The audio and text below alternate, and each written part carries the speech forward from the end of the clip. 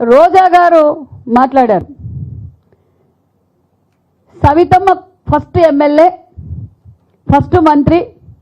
సవితమ్మ గారు చంద్రబాబు నాయుడు గారు మెప్పు కోసం ఇలా మెడికల్ కాలేజ్ గురించి దుష్ప్రచారం చేస్తూ ఉంది అని అన్నారు.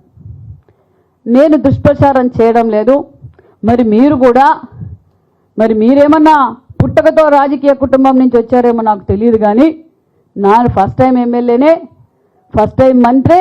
మా చంద్రబాబు నాయుడు గారు మాకు నేర్పింది సభ్యత, సంస్కారం, అభివృద్ధి మీద మమ్మల్ని రెచ్చిపోమన్నారే తప్ప మాటల్లోనూ అసభ్యకరంగా మాట్లాడడంలోనూ మాకు నేర్పలేదు రోజా గారు. మరి నేను మెడికల్ కాలేజీల గురించి అబద్ధాలే మాట్లాడింటే మీకు ఎందుకంత భయం?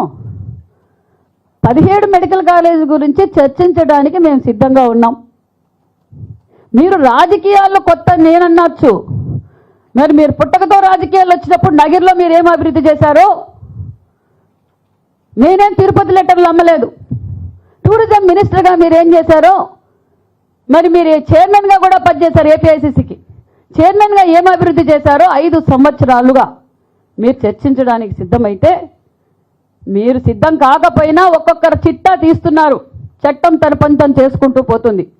మరి నేను ఈ 15 నెలల్లో మా డిపార్ట్మెంట్కి నేనేం చేశా?